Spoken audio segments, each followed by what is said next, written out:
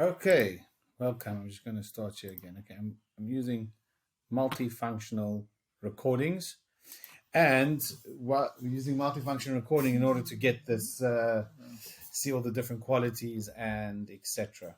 Yes, of the podcast. Yeah, on how we're going to run things. Okay, so welcome. What's this number 4? Well, I have so many things to talk about, like usual, often is the case with us. But I just wanted to speak a bit about Topol. You remember we mentioned it because he passed away a few days ago. Chaim Topol. Yeah. He's known as Topol for most people who are not Israelis. Just want to speak a bit about him, not because I'm an expert on his films, but I told you I watched him playing Galileo Galilei. I really liked it. It's from '75.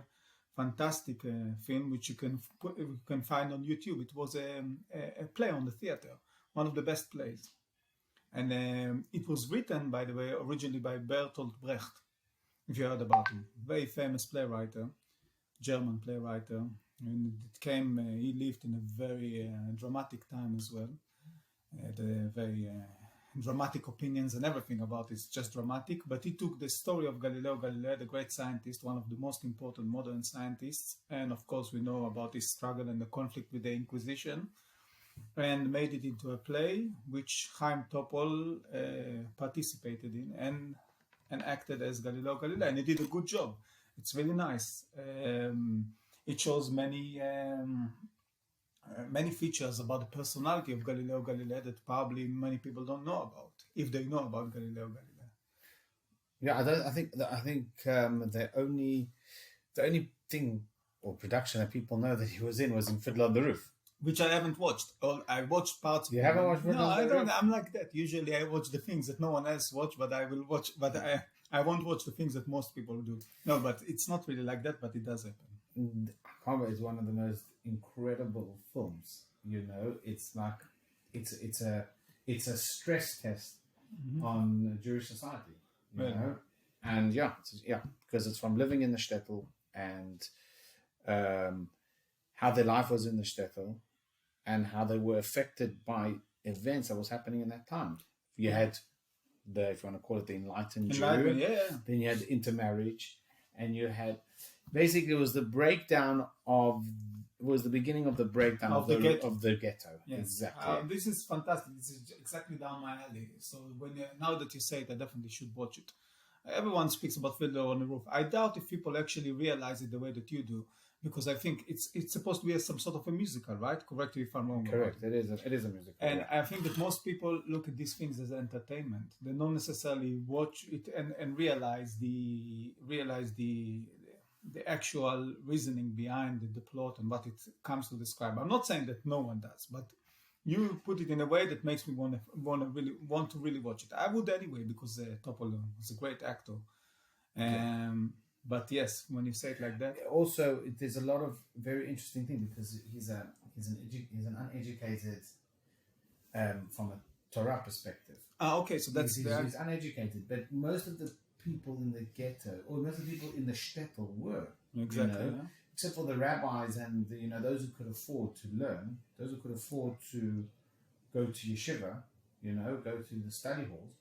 They were literally they worked the field. They went into business. So you said that even Jewish people back then in the ghetto, in the shtetl, they still not all of them were. But they were much more aware of the Torah, of the commandments, of living according to the Torah than people today. Or the people even of the generation of Topol. He's a kibbutz. He grew up. I don't know if he's originally from the kibbutz, but I think he spent some time in the kibbutz. And the kibbutz is notorious for being. Not so much with God. I already start with the polemic stuff, but it's true. Yeah, I think there's a lot of reasons why. You could put it down technically for pure pressure.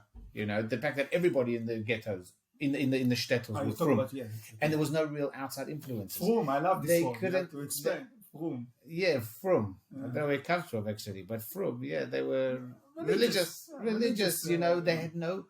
There's a very interesting part in the whole film where none of them actually could read or read Russian.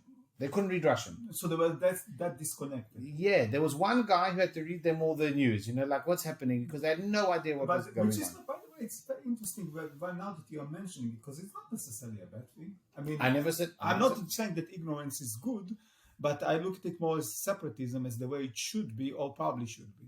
You know what I mean? It's separate yourself from the majority, from the society around you. This is how you create the ghetto. In fact, because it's not just about barricading yourself in a certain physical location.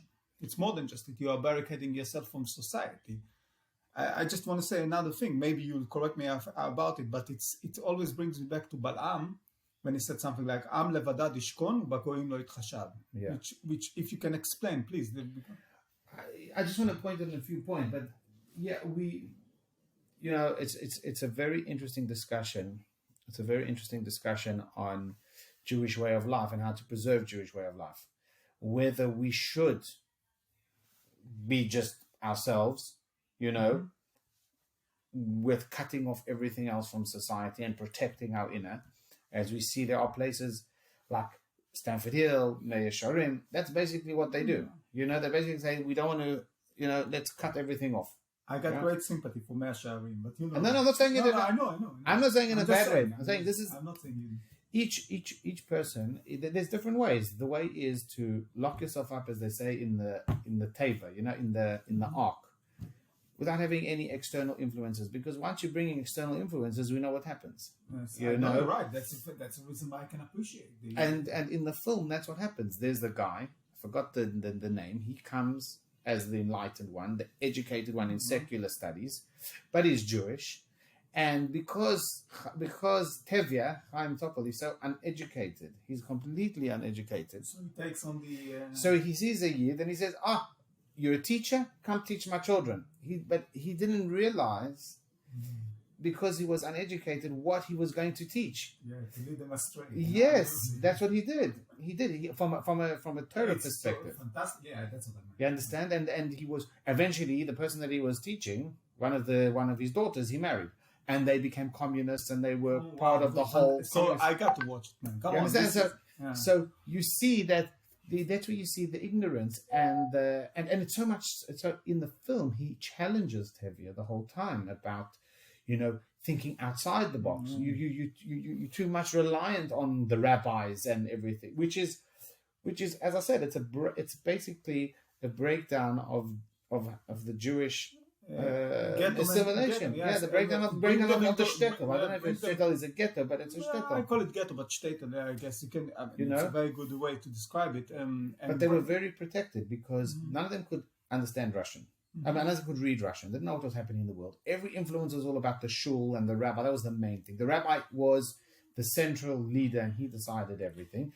And they were, like he's got this beautiful thing in the beginning where he's like, and the reason why we wear these strings is tradition. Like that's how uneducated he is. But he's completely devoted to God. And that completely. But by the way, just now a question. First, it sounds magnificent. Exactly what I should watch. I'll say it again because why I'm repeating it, not because I want to make it clear. It's simply because I remember growing up, and most of the things that people know about Fiddler on the Roof is just if I was a rich man, la la la la la la.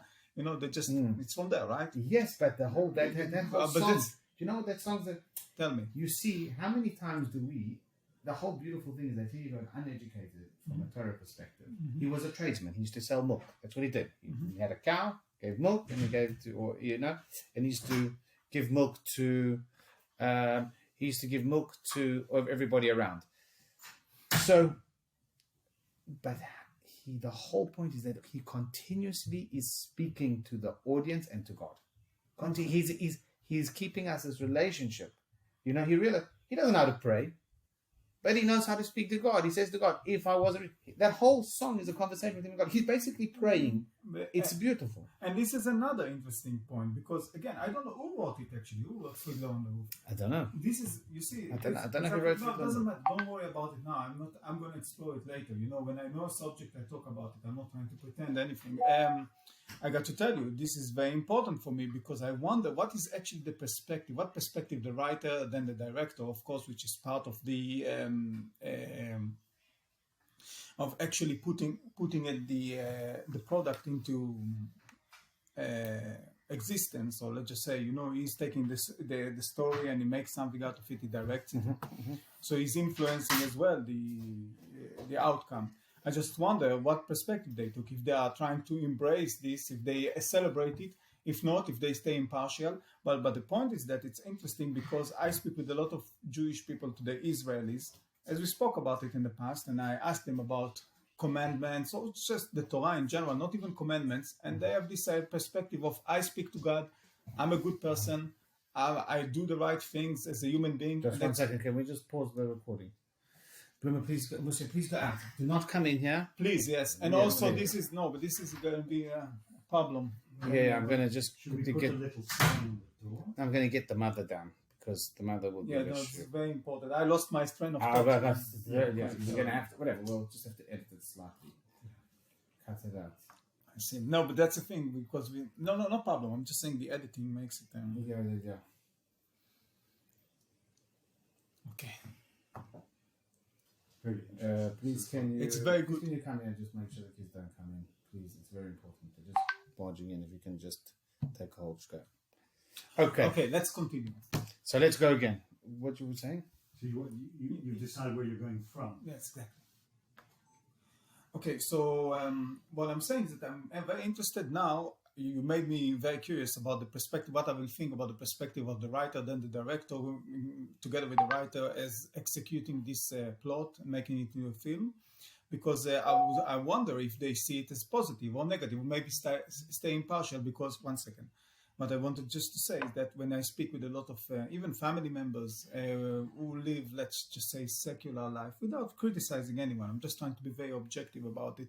When I talk with them about the Torah or something similar, they say, look, I'm a good person.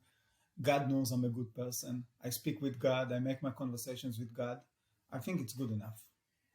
So I'll tell you, from the film perspective, when I watched the film, I don't think he gives the film doesn't say which way is right or wrong. I think he leaves it up to the audience to decide. Yes, exactly. To decide. That's how brilliant I think the film is brilliant, because you leave with being very depressed. It's not a happy film. Okay. It's a very shattering film. What happens, because Anatevka, the city, eventually gets liquidated. They have to leave. Mm-hmm. You understand? And it's very depressing. It's as we say in Yiddish, a bittere Gelächter. It's like an enjoyable, like a bitter laugh. It's like an enjoyable but very sad. You have a guy who had family devoted to the Torah, devoted to his religion, and the whole thing was crumbling before him completely. And he was off. Guess where he was going to? He was off to America. That's where he was going to. And imagine, and it leaves you with whatever happened to his family, to the rest of his family. And whether you say, I'm a good person, I think, without the Torah mitzvahs, as you were suggesting. Push pause. Sorry, 1 second. Come, Katsi. I'll be back. No, it's understandable. In this little tiger. It's understandable, but it's very important for us that we will be able to. Yeah. I mean, this is what we knew was always going to be. Yeah, but situation. exactly. It's worked pretty well. I mean, it can be 2 interruptions. The family rules are all being changed suddenly. But instead of the children having ready access to whoever's in this room, they're being excluded, and that's not normal. There have to be some kind of special situation that is made up to them, because this is a break in the family tradition. It is, yeah, but it needs to be done correctly. I'm not, by the way, upset. Absolutely, that's a great thing. But this is because all this editing, it's just going to make it more complicated for it to go online. Because I know how it is. I just wanted to have one piece. I'm not saying that I'm absolutely happy with everything we are doing. No, but I think it's pretty remarkable. It really, you're coming with not contrasting outlooks, but kind of complementary outlooks, and that's. I think it's completely ace what you're doing. Thank you. It will hold every audience who's open. Okay. Continue. You remember where you were, right? Well, About the break, the dream and the break. Oh yeah. okay. Yeah, so when they say they're good people, you know, there's something that every single person is a good person. Yes, you know, can do good. But what makes us different, what the Torah gives us, is that it's our mission in the world. It's our connection with our God and our mission in our world. You know, and as you once pointed out to me, you ask anybody, they're always going to say they're a good person. They're all gonna, unless someone really wants to come across as mean and he likes the ideas and maybe he's romanticizing the bad guy role. Yes, but most people think that they are good people. Yeah, but one other thing I'll tell you, which I think is that, which is with the advantage of having something which is external and above you, is that you need a moral compass. Because I think as human beings, it's just my opinion, are not good judges of a moral compass. Everybody can say, yes, I know what's moral.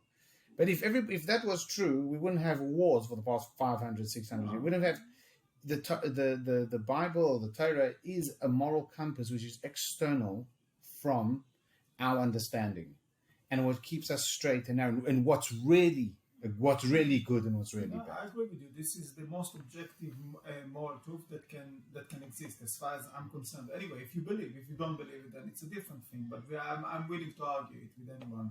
And by the way, if you think about the 20th century, that probably because of the Industrial Revolution that preceded it, and also the wars that the First and the Second World War, we had so much blood. I think there is probably the bloodiest century in history, and it's very ungodly wars that people fought against each other. This is communism, Nazism, fascism. None of it was godly. Yes, and I think that when you, I know we're going away from the no. I know you, but when you actually think about it, is that if we leave morality to ourselves, yes, to our own understandings, you actually land up possibly destroying society, because you can see what's happening nowadays. Of course, what's happening nowadays. Moral.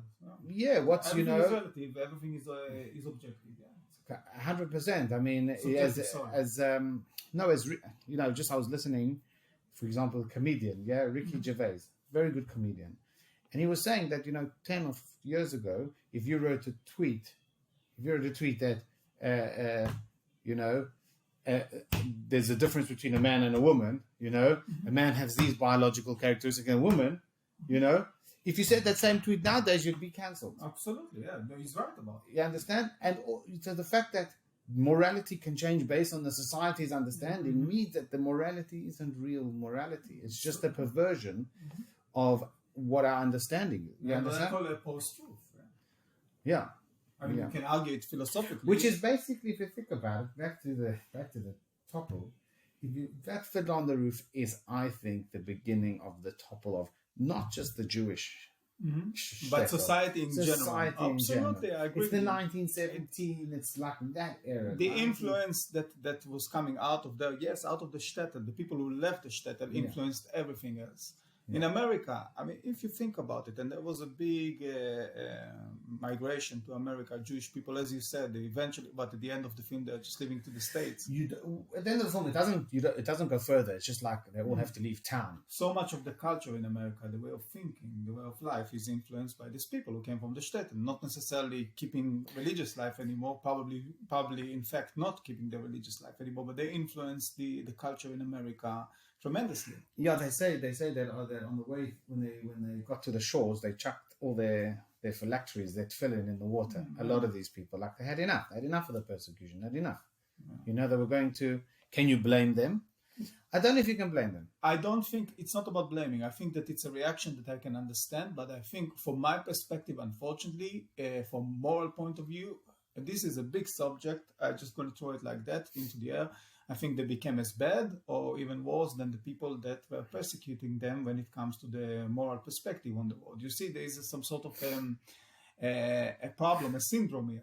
You're saying, just so I understand, you're saying that the Jews who abandoned their roots, abandoned their there is something, I think about it. I think about it like that. It's I don't know if it's some sort of a syndrome like you've been persecuted, you've been tortured and beaten up for so many centuries by the majority.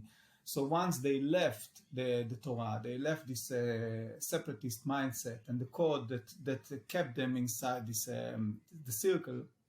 Then they decided, okay, now we got all the freedom, we can assimilate. But once they assimilated, they had some sort of they still had a lot of knowledge from the Torah, of course, and all the other things that I think went through the spiritual heritage and epigenetics, whatever you want to call it, and they decided to become as bad, or decided, it just happened, as bad as the people that made their life so difficult. So which takes us to the next point, which takes us back to the other point, which is yes, you can be safe whilst you in your shtetl. Mm-hmm. You can. And you can be very religious while you're in your shtetl.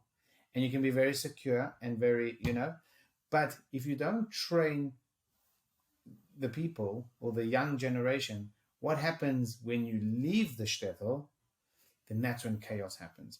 And I think that is one of the reasons why, I think it's just, the Baal Shem Tov, one of the leaders of 200-300 years ago, he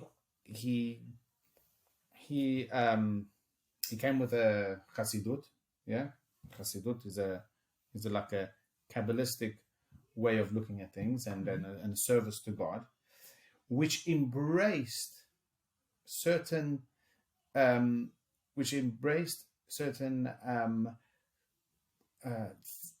things which were shunned upon, and which was say, no, that's not for us, that's for them, and showed how everything can be used for holiness. When you train the individual how everything can be used for holiness, Mm-hmm. and you say, listen, yes, there's computers, there's radios, there's internet, now there's a big hallelujah.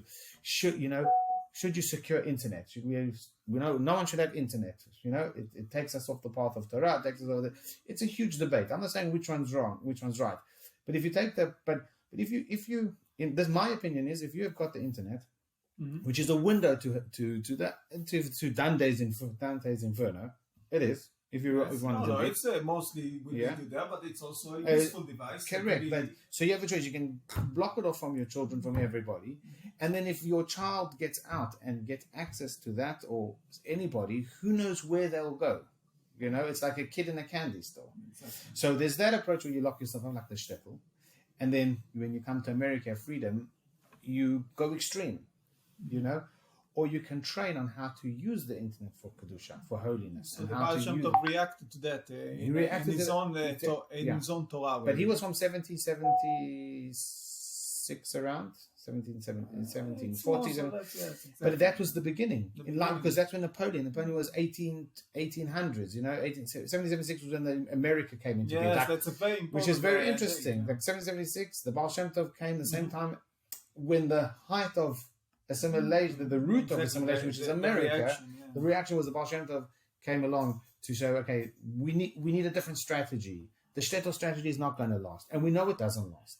It does not last. The shtetl strategy, in my opinion, and that's when Tevye was faced with all these challenges, which he didn't even know how to even react to them, because he was never given the guidance, because his whole life was sheltered. So this is around the same topic. Just a question that I've heard it in the past, that actually the reason why women using wigs has to do with that as well. Jewish women using wigs. I understand that was a reaction as well to enlightenment, As opposed to covering their heads without wigs. Without wigs, of course.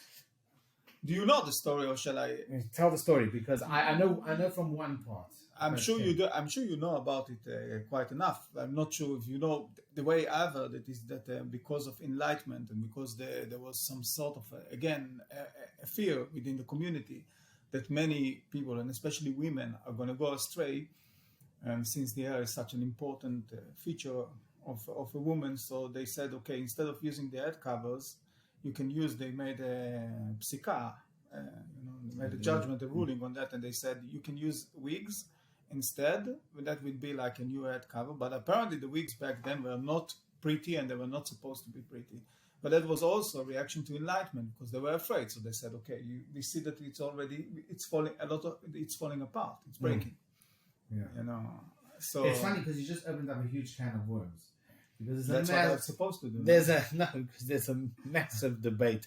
I'm not saying which one's right or wrong, but there's a massive debate going on in the Jewish world. Should Jews wear wigs or should they have hair coverings? And and the one side, the guys who say you have to wear hair coverings and not wigs say that all our problems are because we wear wigs. They attribute everything to wearing. This is lack of tzniut, modesty. Yes, they say, and they bring different sources and everything. But listen, I don't want to get in who's right or wrong. But I know from a Chabad standpoint, even in Chabad, there's a bit of an argument like how long the wig should be, should it look, the styles and etc. But I think I once read a letter, or I don't know if I read a letter, someone told me, can't remember, from the Rebbe of Chabad, and he was like, no, he encouraged wigs, Okay, so he supported the wigs. No, and his wife, apparently, the Rebbe said, she wore a wig and a hat. I mean, I don't know, some people want to say the pictures look this way. Listen, when it comes to anything in Judaism specifically, or anything new, the first point of call is first we say no. It's asur. It's forbidden. You're not allowed. It's terrible. It came. I'll give you an example. It happened with the books of Rambam. The same approach. Rambam came along, and the Jewish world was like, no. Came Hasidut. No. Us as a nation, anything that's new, we always reject because we like the shtetl. We always fall back to the shtetl mentality. I understand. I'm not saying it's right or wrong, just from a perception point of view. I understand the perception. I think that a lot of people are behaving like that. People are afraid of new things in general, or they're afraid of things that can really create certain revolution or change traditions. But there is a difference. Still, philosophically speaking, you're right about it. I understand the point. But there is a difference between things like that, which are within the sphere, like Rambam, Hasidut, the things that are completely out of the sphere, when we are talking about the shtetl or in general. When you break it completely and then you say, I break free, I don't want anything to do, they actually connect with the sources in a different way. They bring philosophical views. Rambam, by the way, it's different from Hasidut, of course. It's a different approach. I think your diagnosis is incorrect. Why? Things that come from within are more dangerous. Look at Shabtai Tzvi. Of course, yeah. So when you have something coming in from internally and have all the sources, and you can always find sources for whatever you want, you can. But you can. I understand so that it's you can. Probably more problematic because you can lead more people astray. When something external, it's much easier to. But you do novel.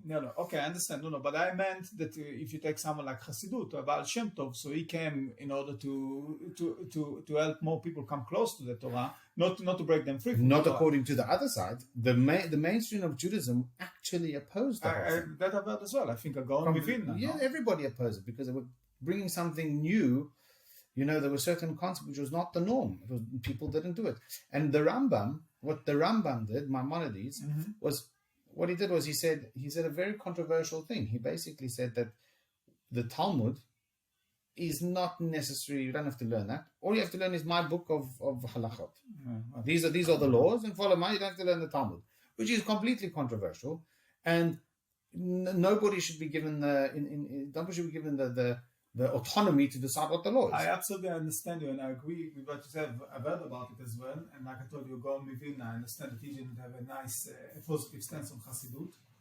That's what I've heard. Yeah. But what I'm saying is that these people still were very much connected with the Torah.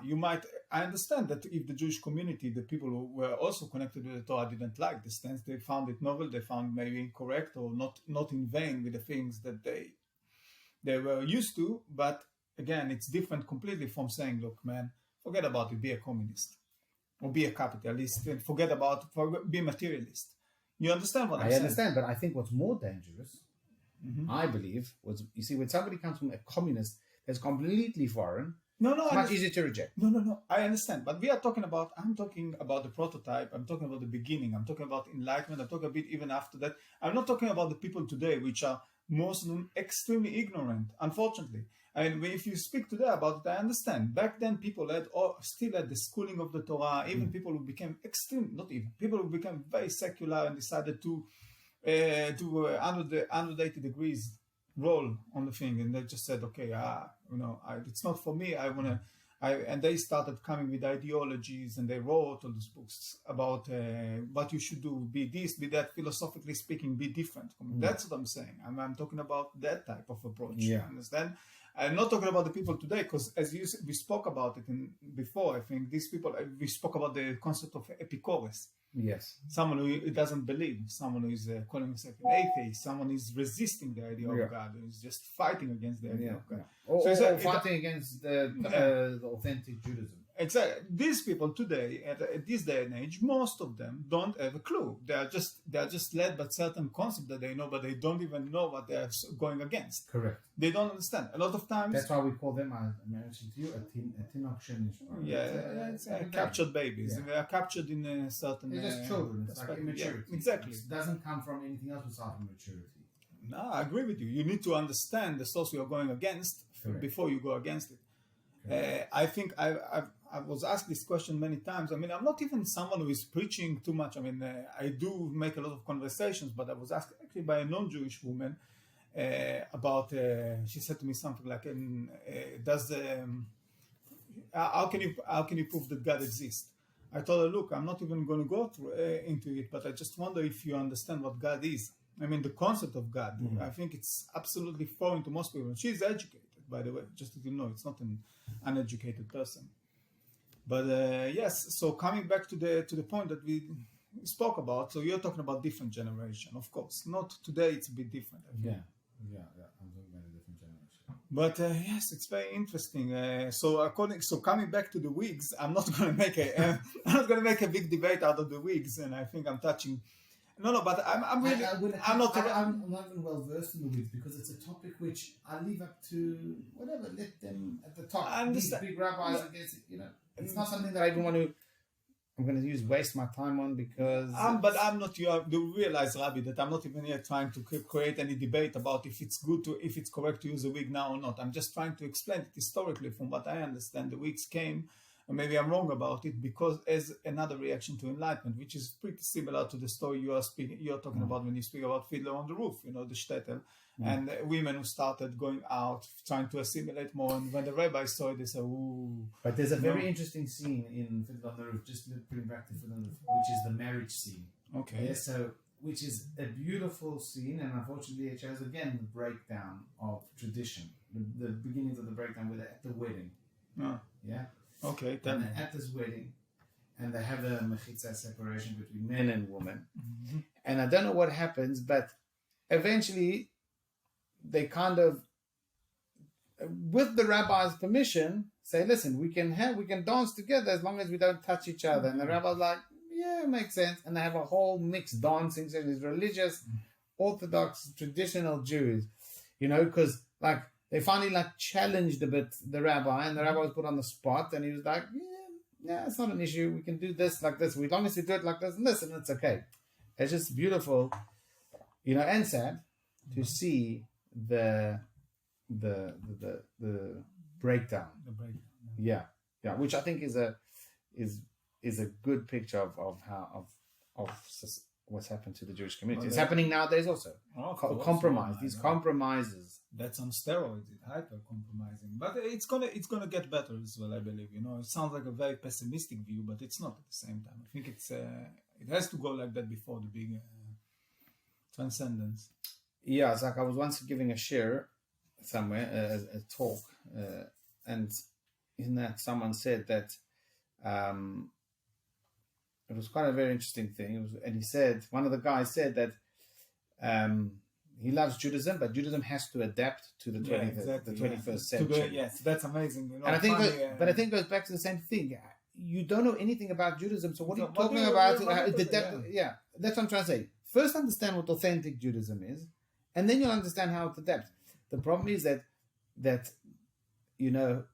which is true also, is that the Jews were given the right over the Torah. They were given. We have a certain autonomy over the Torah, and we have a certain ownership over it.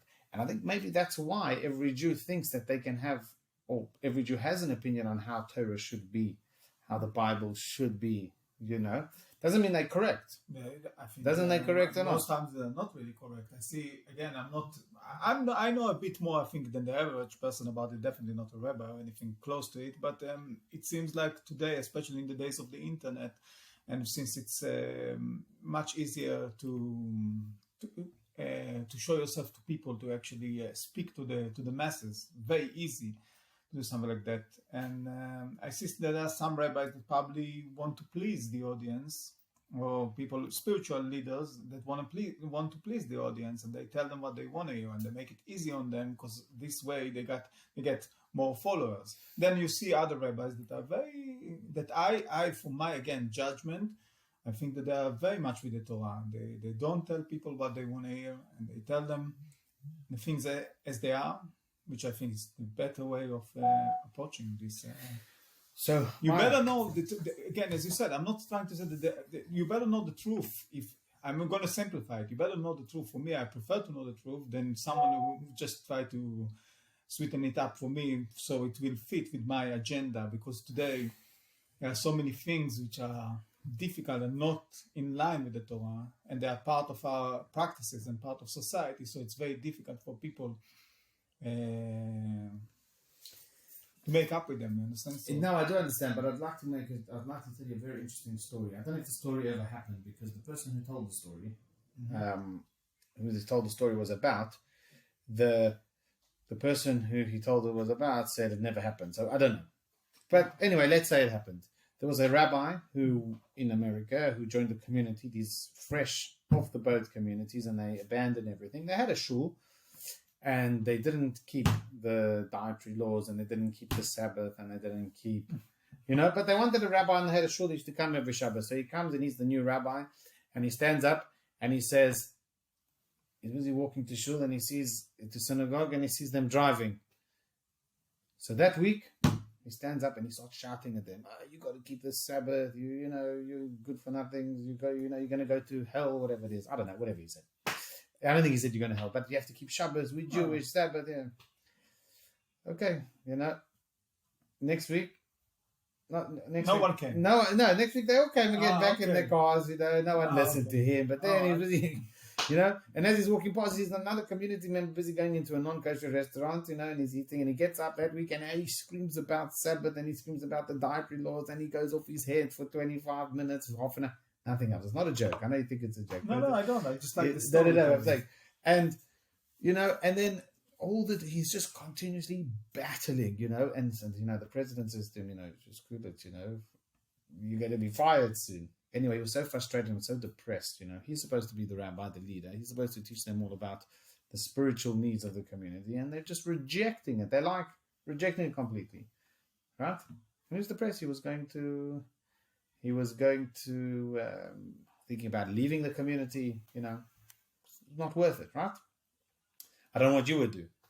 So what did he do? He went to a big rabbi, the big Chabad rabbi, the Rebbe, right? He's our Chabad rabbi's father-in-law, called the Rayatz of Yosef Yitzchak. Oh, okay.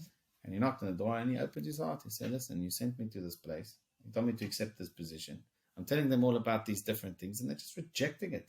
And I'm shouting at them. They just don't care. So the previous Chabad Rabbi Yosef Yitzchak took a minute and he said like this. He said, I want to tell you a story. He says, have you ever been to a banya?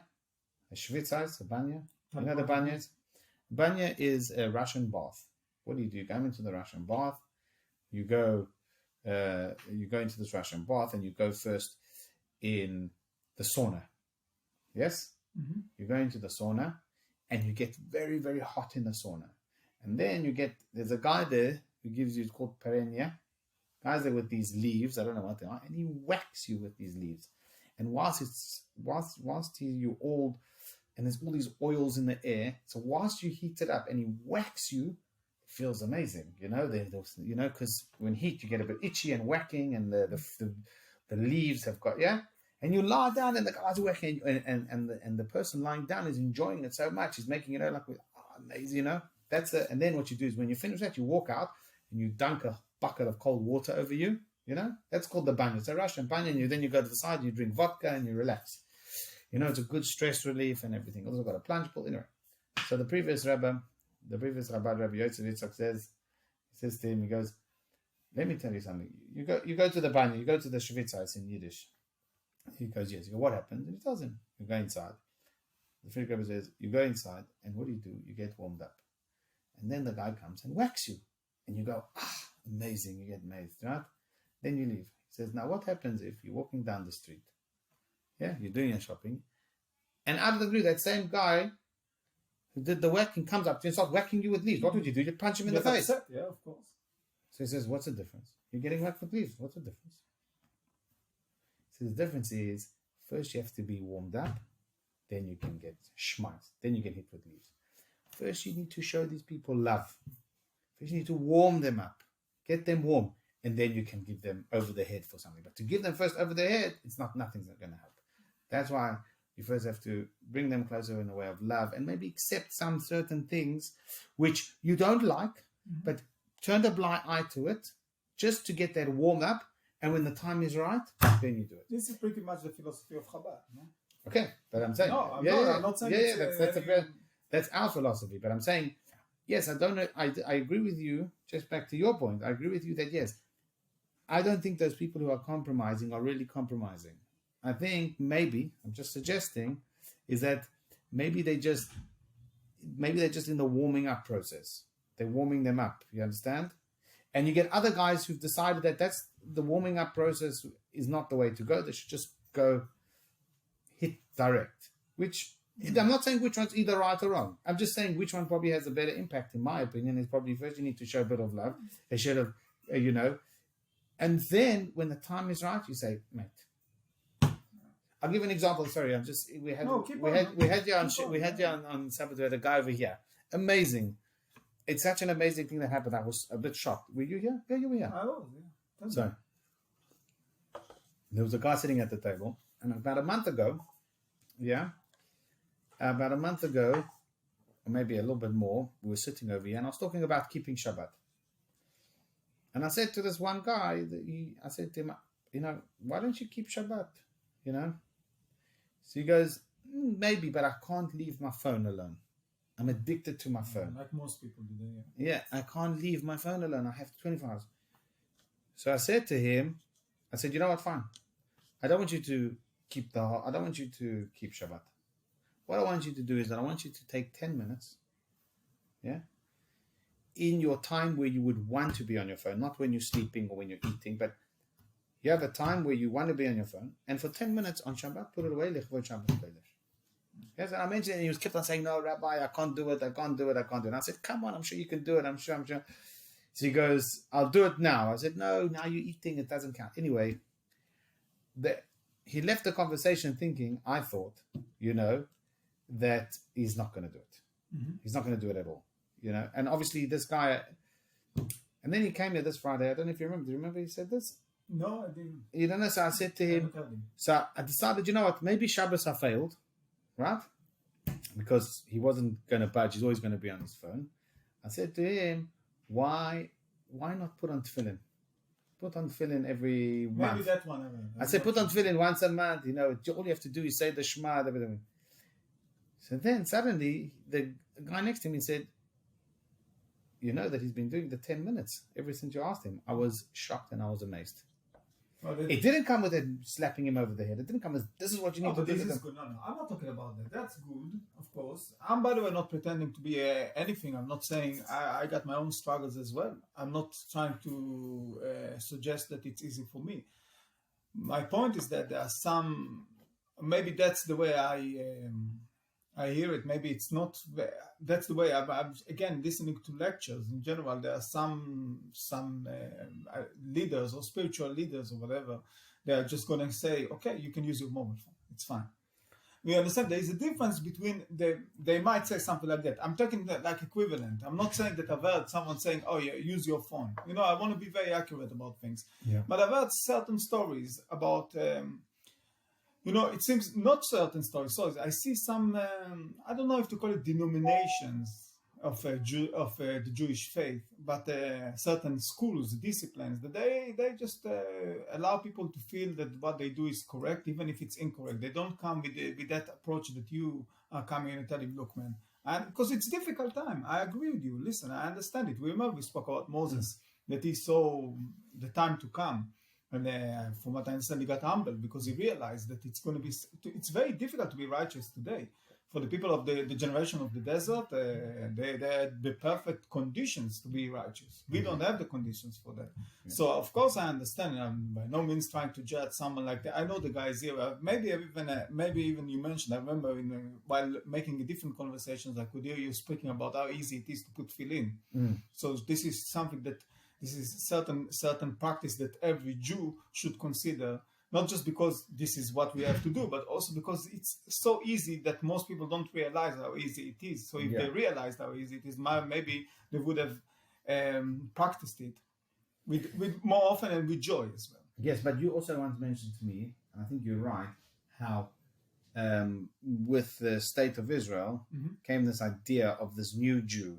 We don't have to put on tefillin. That came even before, but whatever. Maybe before. I don't know, the 1800s. That's the new ghetto, but in a so tefillin was always associated with not a Jewish thing, an ultra-Orthodox thing. You know, that's a Jew is just okay. You understand? No, I understand. And it's that education, because now you have to re-educate people that putting on tefillin is not an ultra-Orthodox thing. It's a Jewish thing. Yeah, it is. Yeah, it's a Jewish thing. It doesn't make a difference. Dietary laws is a Jewish thing. Shabbos is a Jewish thing. It's a full package deal that we are fighting for.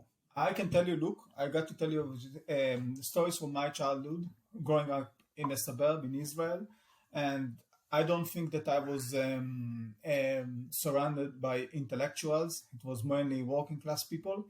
I created my own cultural place, entity, whatever you want to call it. Don't want to call it temple. I don't like using the word temple. But in my own room, or the people that I knew around me, and certain activities that I was creating. But most people, I remember growing up as a kid, they had a very bad opinion on religious Jews. I mean, every time that they saw someone, if they saw someone in my neighborhood looking like you, they would hide their kids. Serious? Yes. This is how sad it is, and I couldn't back then. Why? Why did you hide their kids? Because they believe because the propaganda on the media and in general, and the general mindset is that you are going to steal them to become something that their parents in society in general won't be able to reject and won't be able to communicate will despise. It's terrible. I'm telling you something without exaggerating it. I remember as a kid, I'm telling you, this is so terrible for me even to say it, because it's you think about like anti-Semitic stereotypes when you think about it, but that's how we grew up. Yeah. If we saw someone like you dressed in black coming to our neighborhood, you immediately would be intimidated. I was not necessarily intimidated but the parents, the adults, made us feel that people like you will steal us from them. Did they used to warn you? They used to say to you, Itai, just be careful of this guy. They said, they not necessarily warning us in this way, but tell us, look, when you listen to these people, what happens that you start disconnecting from your parents. You become brainwashed. You become you don't think, you cannot use your mind anymore. You become like a robot. Since I was very young, I remember, even without understanding it, I had very, very serious phobia of becoming a robot, an android, or someone who is under control, cannot use his free thinking. And they actually suggested, they put it like that. They said, look, the moment you're going to be going with these guys, I remember growing up in the 90s, Amnon Yitzchak. Rabbi Amnon Yitzchak. How can you not know Amnon Yitzchak? He was, by the way, I like Amnon Yitzchak. I'm just telling you now. I'm not going to make a conversation about it, but I do like Amnon Yitzchak. It's our next podcast. Yeah, I do like Amnon Yitzchak. But I remember back in the 90s, and he had his cassettes and tapes and all that before internet became a medium. People were really afraid of it. The cassettes were very charismatic. Yeah, no, he is. He's fantastic. He's knowledgeable as well. He's clever, he's funny, he got great sense of humor, he's an entertainer, and he's very, I find it to be very much on point and coming with consistency, with the truth, you understand? He's not consistency. Yeah, okay, but he's consistent with the way that he presents his things, and he's been doing it for decades. But again, I don't want to talk about him now. So when did you, so at what age did you never wanted to be brainwashed? And you never wanted to be under control. So what age, when did you come to realize, maybe my parents or my elders were wrong? That came much later in life when I was already an adult. But that's due to a process because I couldn't. I was reading a lot, and that's when the internet was a bit more available as well. So I was listening to a lot of lectures. I was reading. I was doing a big research, and I found out that I have many opinions about social issues and just issues in general. I don't even like social issues and politics. It's so boring. It's so depressing, especially in the sphere today, that everyone speaks about it. It's because they got nothing else to talk about, or this is how it's like the weather. Exactly, they've been programmed. Everything has to do about identity politics. Oh my God, and it's disgusting. And for me, it's such a pseudo-intellectual pursuit. It's terrible, terrible, really. But I discovered it before several years ago, and I just started realizing that things don't make sense. It's even if you take the left side, the right side, if you take this philosophy, that philosophy, you take all the philosophies that modern life or the society as we know it can offer you, and I found that there's still a gap. There is an emptiness, but it's not just a spiritual emptiness; it's an intellectual emptiness. And things don't make sense. It's like things don't add up. There is a puzzle here, but something here doesn't add up. And then I realized that actually what we have, these things, and the heritage of everything that came from the Torah and later, that was actually answering so many open questions that I had. And what was one of the open questions you had? Many things. I don't really. No, I don't. Many things. You don't remember? Yes, it's so many things. I think that they come up in the way I speak about certain subjects, so you can see actually my stance on subjects. But I felt that from critical thinking point of view, I'm talking about, it's not just like someone opens the book, gives me the answer. See, that's the answer. Bye. See you. You have to believe it because it's from God. Even by critical thinking, I realized that the answer was closer to the truth than all the other answers, which were coming not from that source. And I don't. Wait a second. I just. I want you to give me an example, if you can. I got many. I just don't want to. I think that I created some sort of. I'm digressing from the point that I wanted to make. I don't think so. No. I'll tell you why. Because I still want to go back to my childhood before you go to the time that I discovered. Okay, fine. Go back to your childhood. No, but I'm just telling you because this is absolutely tragic if you think about. But I want you to understand this experience because I grew up in that environment, in that landscape. That someone like you, I even remember once I grew up in this block of flats, okay? And when we had these small benches under the block, and one day a Haredi, a religious man came, but not even man, he was maybe a teenager, Bahur, like the Bahurim that you send sometimes, He was dressed like you and he was in black and immediately, we felt like Nosferatu, coming to us, Nosferatu is coming with a big, with the big nose and the thing is going to take us, That was terrible.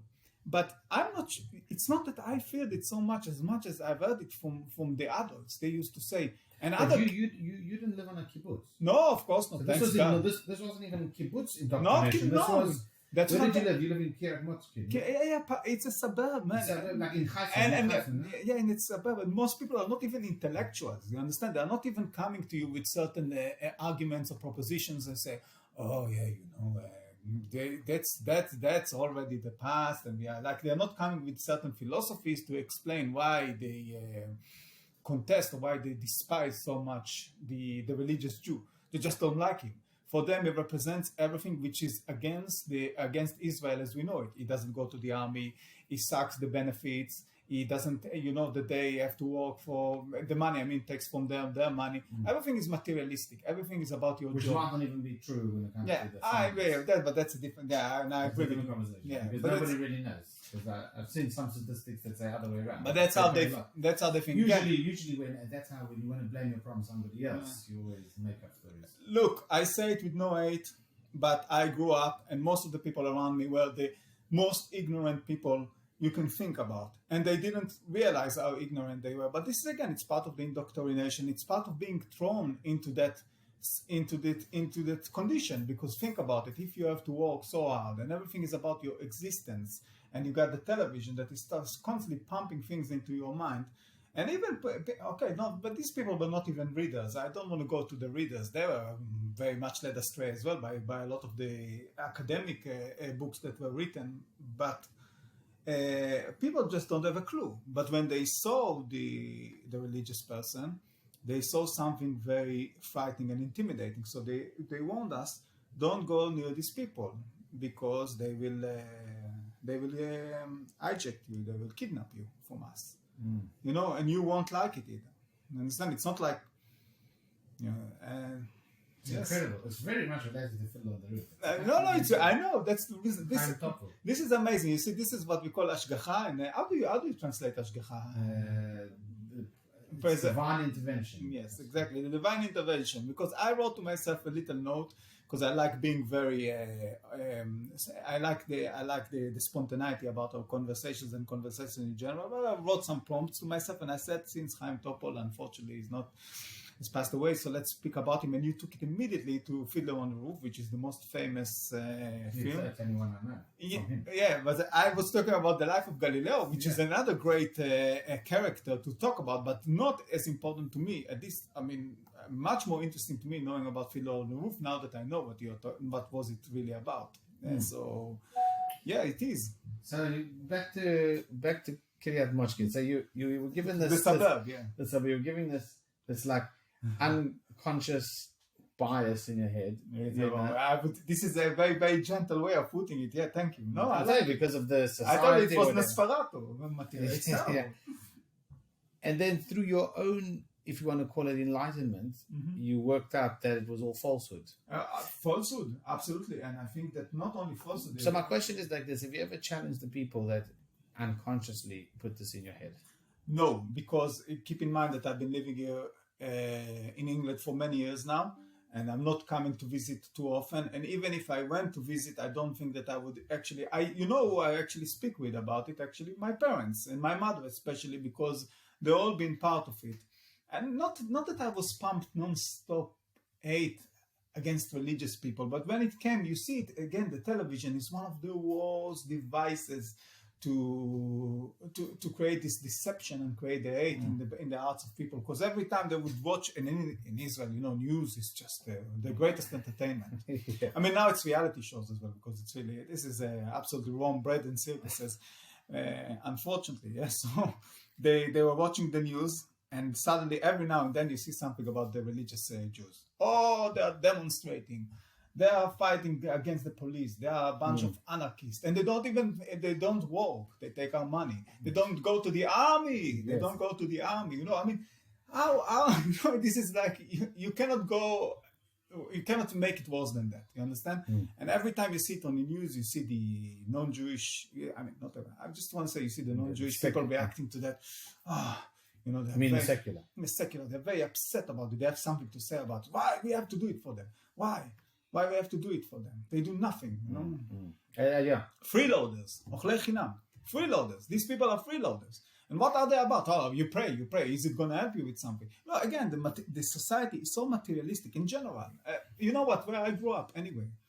And that's not a kibbutz. It's not about necessarily the ideology of trying to be something different, something else, a new type of Jew. It's just the outcome of the ideology of the state in general. This is what we wanted to produce, to achieve. Understand? Do you think it's a way that they keep because usually, divide and conquer is usually a tactic you see the whole time. Do you think it's a way that, the current, the establishment, whatever you call it, keeps everybody in check? That you say, we're all creating this group against this minority currently. Do you think it's something to do with that? I think the divide and conquer, divide and rule is a general tactic that has been used in many places. I think that what is happening there in particular is mainly, it's about, look, we created a new Jew and we want to keep it like that. And please, don't interfere with what we are doing, because that's the way for us to keep on going. If you are going to go, when you go back and you go with them, that means that you are not that useful anymore, because you are not going to produce what we want you to produce. But more than just that, I'm not even talking from the perspective of the people higher up. I'm just talking about the people, my neighbors, the way they looked at it. I don't know, they were so intimidated by the situation. It's quite incredible. It's absolutely. So you only kind of got your enlightenment.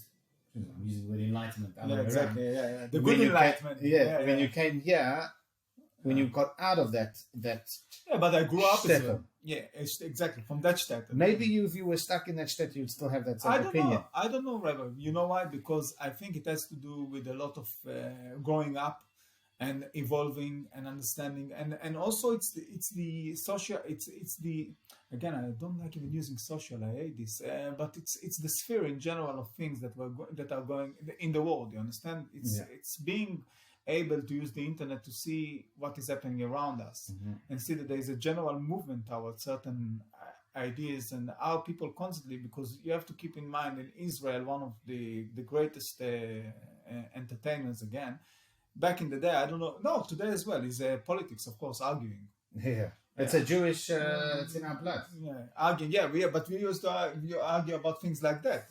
Not always, but they argue about politics. They say, it's like they say that the arguments. There's a Mishnah that says that an argument that L'Shem Shamayim is like the arguments between like David and Jonathan. For the sake of God, for the sake of Evans. But the argument, just for the sake of argument, yeah, is the argument of Korach and Moshe. Yeah. You have holy arguments and unholy arguments, but I think talking about very unholy arguments. Yeah, by the way. Yeah, but on the other hand, arguments, are a good thing.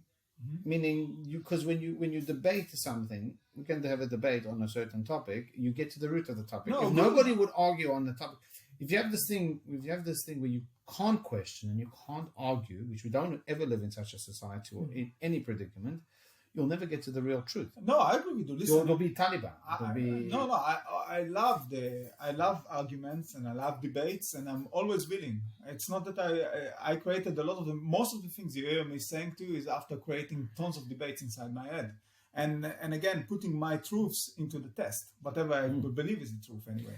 And this past week's Torah portion we learned was Moses' argument with God. I mean, imagine that. There's one thing arguing with man, but arguing with God Himself, that's a different. That's a different story. And back to Fiddler on the Roof, he also has these arguments. Oh, I'm sure. In the movie, he's like, 1 second, should I let them marry? Should I not let them marry? Yeah. What will they say? But on the other hand, it's beautiful to watch. It's about the conflict and the tribulations, of course. That's what makes a good character, an interesting plot to follow. Yeah. No, I'm definitely, nothing about it is robotic. Believe me, I think a lot of things I think and then I say had been going through such a process of thinking and trying to figure out what I believe is right. So, but it was very interesting that experience growing up in the suburbs. I told you, it's so funny. I never ever thought that actually existed. It existed, yeah. Because in the outside, maybe in America, but like when I grew up in South Africa, that didn't exist. I didn't get this concept of nobody. I don't know. It's just so. And imagine how it is now. Now that people are a little bit more understand what's going on. Now we sit together in London. Do you think we have those same challenges? Do you think people think, I think that here people are going to be a bit more careful stating their opinions, especially today. I'm saying, do you think that now when they see a religious person in London, you think they have that same view? No, I don't think so. I think it's... Are they scared? No. What, you mean Jewish people? Or people I'm talking about Jewish. I'm talking about Jewish people. Like when they see me coming and knocking on their doors or something like that, do they think, oh my God, here comes somebody that's coming if they're Israelis, maybe they still have it. Yeah, of course. If they came from my generation, if they came not just from my generation, they probably has it. Sorry, I should not say of course, but they do have, I believe that they do have this perspective. Yes, but in general, people, no, I don't think so. And that they have this, I think this city got a lot of religious people, Muslim people, not just Jewish people, of course, and so people are more used to it, and people are going to be much more careful here with making opinions, like I used to keep in mind, growing up in the suburb, and around that time as well, there is no politically correct, which I prefer, by the way, without politically correct, and that brings you the truth, as of the people, as what they think, what are their opinions about certain matters, instead of trying to politicize it, and give you a version which is not correct, but inside they think completely different. They say to you something and then they think something completely different inside their heads. So I prefer the suburb approach. I just don't think it was correct Understand? I disagree with that. Yeah, that's fine. I disagree with that, but I prefer them to be like that. Today, in London, there's no chance. Anyone who is going to say something like that is risking being Ostracized, cancelled. cancelled. Not just ostracized and cancelled, but even maybe this can suggest an hate crime or something like that. It can go even to Yeah, but I just could you mention politically correct? I listen sometimes to which is a very controversial figure in the Jewish world or in the religious world. There's a guy on LBC. I used to listen. I don't listen to anymore because my car only does Japanese. I used to listen to LBC in the morning. What's his name? The Irish guy. I don't know if he's Irish. James O'Brien. Yeah, he is very left wing and liberal, which is fun. You know, I listen to all everybody, left, right. me as well. Yeah. I mean, not now because I got no patience, but I used to. No, so he said something about political correctness, which every time I think about political correctness, it what he said does resonate with me, and I don't know how to jump over this bracket because he said basically, you know, you can say whatever you want, but there is a bit of you can maybe translate a little bit, or maybe there's a little bit of aspect of political correctness means good manners. Oh, you know, well, so you have to therefore, if we're in a room and it's going to be, and you know, and by saying something is going to upset somebody, you know, not that you don't have the right to say it, but should you say it? Yeah, but because if it's going to, no, I'm not saying, sorry. Sorry, no, I'm sorry that I'm interrupting, but I think I understand your point already. First, always have good manners. I appreciate, and I think it's not just appreciating. That's a way to conduct a conversation. It's not about offending people. But what happens with politically correct? First, if it's politically incorrect, then it cannot be correct, or probably is not correct because it's politically correct and not correct. Right, you understand? So I don't like it. Immediately, but you got. But is that just a language thing? Yeah, but it's the most important thing. It's one of the most important things, the language, because the language, unfortunately, is programming people out. Okay, so I'll give an example. Imagine if we're sitting in the room and we have somebody who's a Muslim guy, and I stand up and I say, the Prophet was a.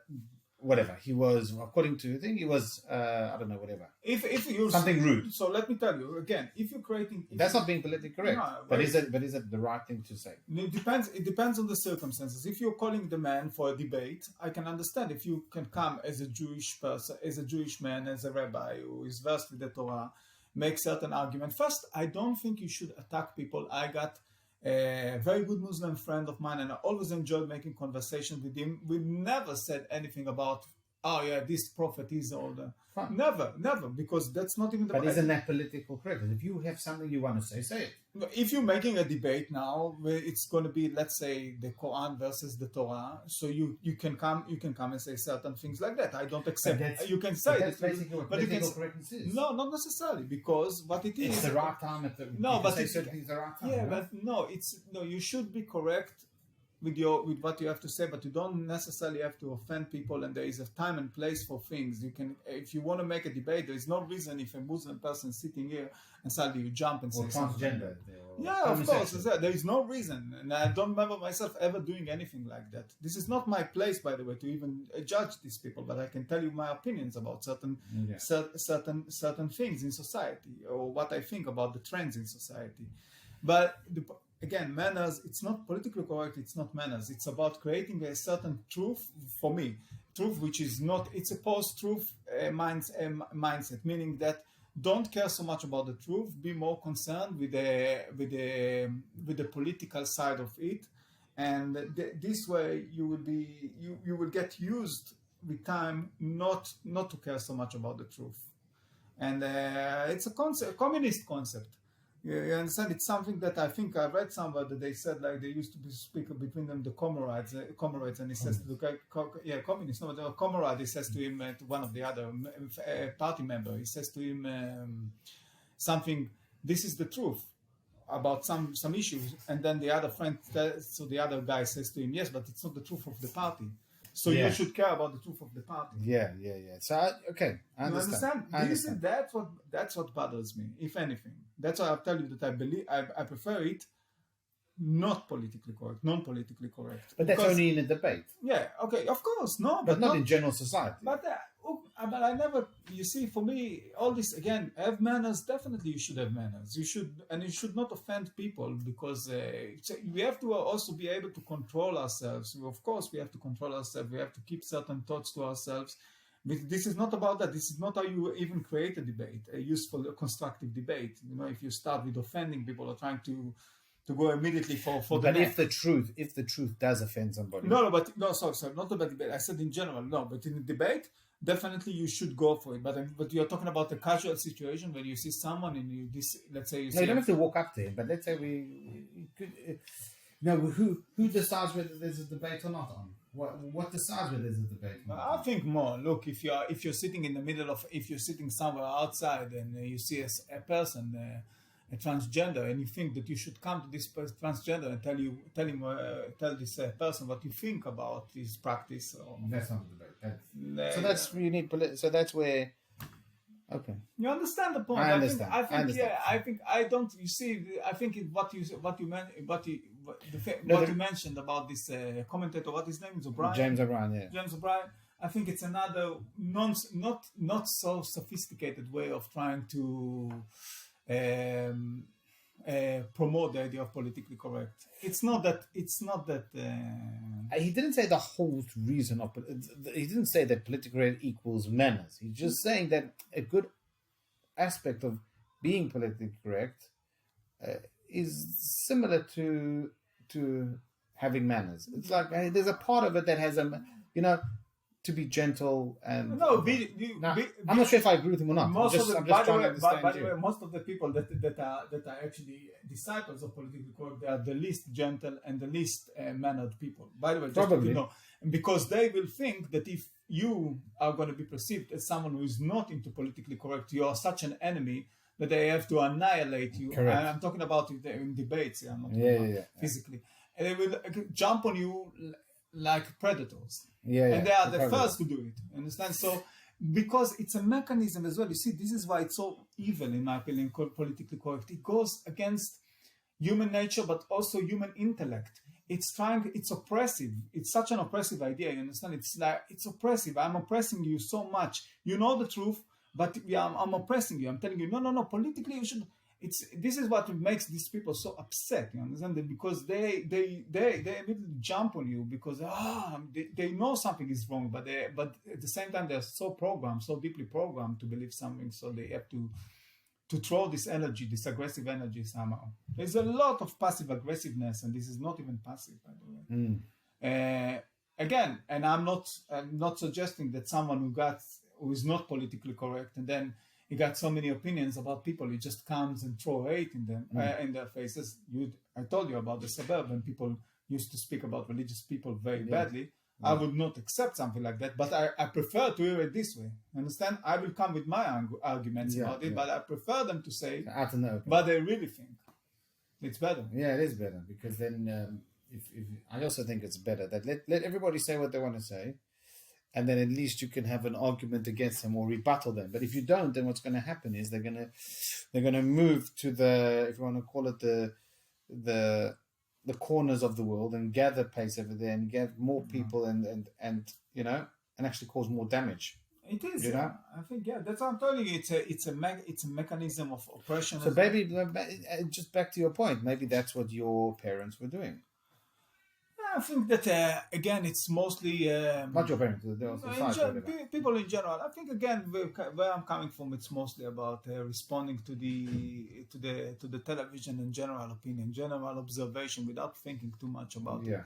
Keep in mind, again, I don't want to make it look like this. The people who spoke like that were such evil people. I think that their lives are very difficult. You go to war. I think, just if I butt in over here, I think it came with a lot of trauma. Of course, as from the film, you see the trauma.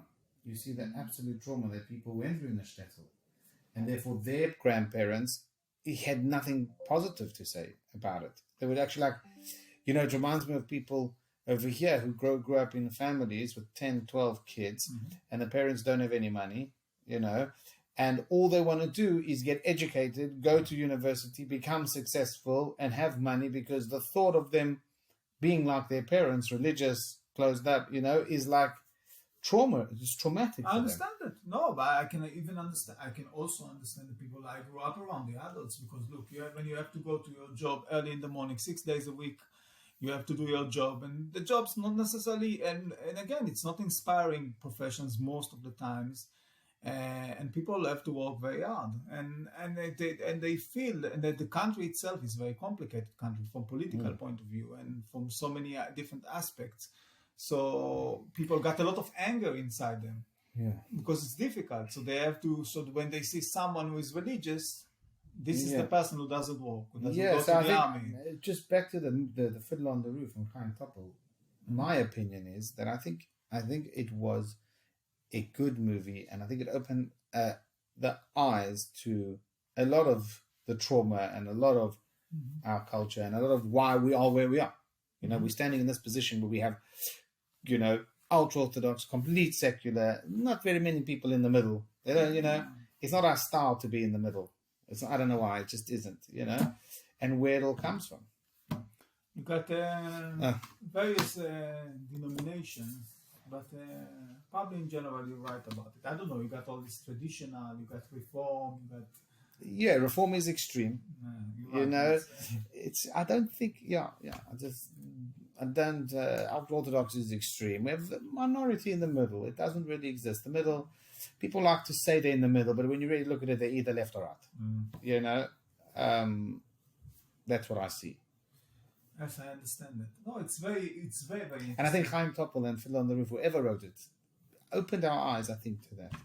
And I think nobody could have done it because he's got his accent of the Yiddish, you know, that, he's very, you know, he's very old school Jewish. Every old school Jewish. It's like the guy on, I don't know if you ever watched the movie. In Galileo as well, by the way, he plays Galileo. Galileo is an Italian scientist and he's still so Jewish. You know, it's so funny to see it. No, he's doing great role there. I mean, he's doing great work.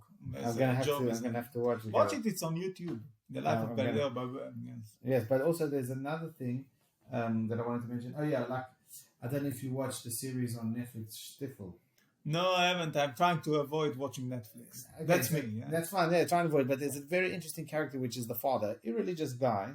He's an actor, but he reminds me so much of Chaim Topol because he acts like a real ultra-Orthodox. He's got all the, you know, the accents and the. It's beautiful. It's brilliant how it's done. You know, but you can see it's like this group.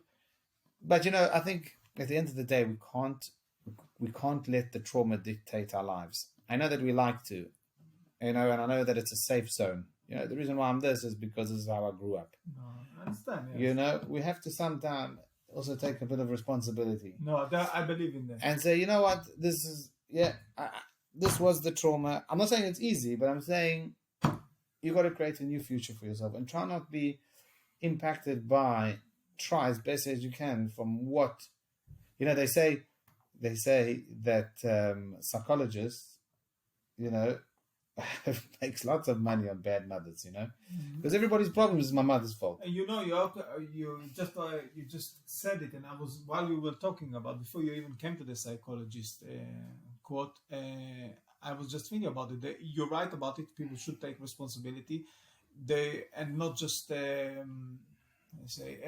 it all on the trauma, but at the same time, there is a lot of mental health issues that coming with that. It's not that easy to break the cycle. I never said it is. By the way, I'm not saying you do. I just want, because it's another subject that we want to cover. But I think what people like to, I think that people like to say, well, I come with trauma. This is who I am, and I can't fix it. I cannot fix it. That's where I think I have my issue. Me as well, by the way. You know, that's where I think we have an issue. But if we understand, yes, we have trauma and we're dealing with it and we're difficult, but we also have to move forward. We also have to, you know, if this trauma is going to hold us back, you know what we can be.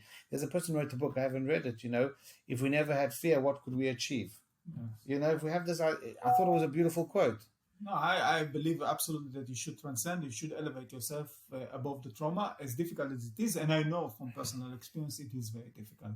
But I'm very optimistic about it, and I do believe that the hard work can get you there to the right place. I do. Yeah, and I think small steps actually also. Yes. Not doing anything extreme. No, of course not doing anything. If you do things extreme, it's not going to work. Do it with consistency and determination. Not putting it like it sounds very harsh, very strict, almost like some sort of a military concept. But it's, that's why I see it. If you just have certain consistency and determination, you will get there. Yeah, I think so. Yes, by the way, I was just thinking about it because I was thinking about Topol and Jews in general in entertainment. We still have a lot of Jewish people involved in entertainment. I was thinking about Al Jolson. You remember him? No. He's from your side of the world, Lithuania. South Africa, but No, Lithuanian Jew, but you are Lithuanian. No? yeah, well, my ancestors are. Yeah. No, I don't know. I have no idea. No, he belongs to the old school. I got to admit that I haven't watched. I need to research a bit more into him. But I mostly remember him because I'm just a huge fan of boxing and boxing history. So there was a very big fight that was very important. Came at a very special time, 1933, between a German fighter, Max Schmeling, who was Hitler's poster boy. I'm not gonna. Max Schmeling sounds Jewish. No, but he was German. But Max is a Jewish name. That's funny then. Yeah, but he was not Jewish. When I say Hitler's poster boy, it first sounds very bad, of course. But there is a big story about Max Schmeling, about his history, and about how much he really wanted or not to become the poster boy. But he became the poster boy because he had no. I mean, you can also say that he had not too many choices, but to become the poster boy because he was a fantastic fighter, heavyweight, and he was all that the Aryan ideology needed in order to. Was he blonde hair, blue eyes? No, not that I saw a lot of black and white pictures of him, and I watched an interview with him later in his life because he became, I think, the president of Coca-Cola or in Germany or something like that. And he had the dark hair. But because he was very good at fighting and because physically he was a very impressive person, so, he's now become the representative of the Aryan ideology about the superiority of the race. He fought, but at 1933, he fought against Max Baer. Now, Max Baer... Max was the one from... America. But his father was Jewish. The mother was not. But Max Baer identified as a Jew. Not from the Cinderella man. Of course, yes. That's against James Braddock. So he fought against James. Max Baer fought against James Braddock. But Max Baer was not Jewish. No. But he wore a Star of David. Not according to the spiritual. Not according to Halacha. But the father was Jewish. Okay. And he would have been killed by the Nazis. Yeah. For the Nazis, he's a Jew. He's a Jew. Exactly. So he used to fight with his trunks, and he had the Star of David on the trunk. It was very popular back then. So think about it. You put two of these fighters against each other in 1933. Just before he became Chancellor, or was he? He just became Chancellor Hitler. And was such a tremendous time. It was in America. The fight was in the States. This is the mecca of boxing, anyway. And they fought against each other. And Max Baer stopped. I think it was a technical stoppage. Max Schmeling at the 10th round. Back then they had 15 rounds. Not like today that they got 12 rounds is the maximum. So back in the old school, I think around the 80s they changed the rules and they said that you are not doing 15 rounds anymore. They brought out some sort of medical argument. Okay. I will not get into what I think about this medical argument. This is for strictly boxing broadcast conversation. But coming back to the point, so at the 10th round, Max Schmeling was finished. And Max Baer was the winner. So they said about... So who called the round? Max Schmeling? What do you mean called the round? No, there was no knockout. No, it was a technical stoppage. Well, you think it was because he was... I think, I need to go back and... but I think that the referee stopped the fight. The referee stopped the fight. Yeah, but... stopping all over the place. He wasn't... Yes. For me, okay, so Can you see that? Was the fight ever filmed? I think it was. No. I believe that the fight is filmed. I'm just trying to be very careful about it because I believe that I watched it. It was so long ago. I believe you can find pieces of the film on YouTube. I've definitely watched a lot of time the Max Schmeling versus Joe Louis, the second fight. But I just want to make clear, I'm like that. I'm very, very careful about facts, So even if I watched it, I will suggest, I'm not sure about it, because it was not. But so coming to the point, they said that Al Jolson, very, very famous Jewish entertainer, he was in the arena while Max Schmeling was Max Bell was stopping Max Schmeling, and he got so excited that they needed to take, he injured himself. He said, my Jew did it, my Jew. And they needed to take him to the hospital after that. Seriously. He really injured himself. He was in a trance, I think he was just really injuring his leg. Think about it. You had this Aryan who was supposed to represent death to the Jews. And there's technically... beaten by a Jew, or at least someone his father was a Jew. But Max Bell was tremendous specimen. He was so gifted athletically speaking. He was an heavyweight, but he had tremendous build on him. It's like incredible. He was not. He didn't have. There is one picture I saw. He was all made of muscles, but in the right proportions, and he had a devastating right hand. He killed 2 people with his right hand. Yeah, it's very. Well, from the movie Cinderella Man. Yeah. I saw that. Yeah, he was a very dangerous fighter, very entertaining personality, a playboy. He was the stories about him is usually that he enjoyed more hanging around with women than training. How long was he the champion of the world for? I don't remember exactly, but I think he lost the belt. I don't remember exactly how long was he, but then he lost it to Braddock, and Joe Louis took it from Braddock. That actually brings us just to this. If you already want to finish the point about Max Schmeling before we continue, if we do to something else, is that Max Schmeling fought against Joe Louis in 1938. That was really. Where did they fight? They fought in the United States. Just let me explain what happened before that. Max Schmeling, that was the second fight, a rematch. Max Schmeling is the only person in history to beat Joe Louis when Joe was still at his prime. He beat Joe Louis because Louis took too lightly this fight. Joe Louis, just want to make it clear, for me, and I think it's not just for me, is the greatest heavyweight fighter ever. Greater than Muhammad Ali, as much as I love Muhammad Ali, and I think he was amazing as a fighter and as a person. But Joe Louis was a picture-perfect fighter. If you want to learn how to box, watch Joe Louis. He had a tremendous teacher, Jack Blackburn, came from the old school. He was a fighter himself, and he knew everything about boxing. I mean, these people were just absolutely the greatest sources for boxing. You won't find anything like that today, I don't believe, when it comes to how much experience and knowledge they had about the sweet science of boxing. So, but Joe Louis took lightly, apparently, Max Schmeling. He went to play golf instead of training. Yes, he didn't care so much about the fight. Then he went against a fighter who was a very good fighter, and he himself got stopped by Max Schmeling. And that was the first fight around. So think about what a boost to the German moral was. Great. That. And he was black, no? Yeah, he was black. Yeah. So it was like the Aryan race again. You see, the white beats the black. Yeah. Yeah, and that was incredible achievement because again, no one else. Joe Louis was beaten 3 times in his life. Yeah. By Ezra Charles, Rocky Marciano, and Max Schmeling. But the only one who actually beat him in his prime was Max Schmeling. But Joe Louis was such a great fighter that for him, he was mentally, he was meant to that. You understand? He was just such a great natural fighter. The moment that he realized that he lost, no problem, turning the page. We are progressing from here. We're thinking forward. Don't think about the past anymore. It's a message. Yeah, absolutely a message. And he never made the same mistake twice. So he had a rematch. Yeah, he had a rematch. But of course, to make the rematch happen, of course, we have to show the Jewish angle because it exists there. His promoter was Mike Jacobs. Mike Jacobs was a Jewish man. I think he was born in the States to a very big family.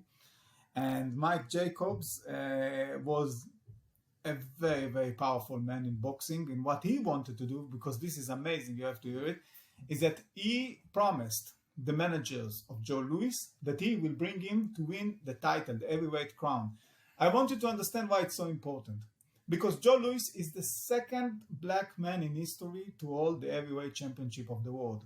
And the reason why it was such a complicated task and only someone like Mike Jacobs was strong and courageous enough to take on it is because the first one to take it was Jack Johnson.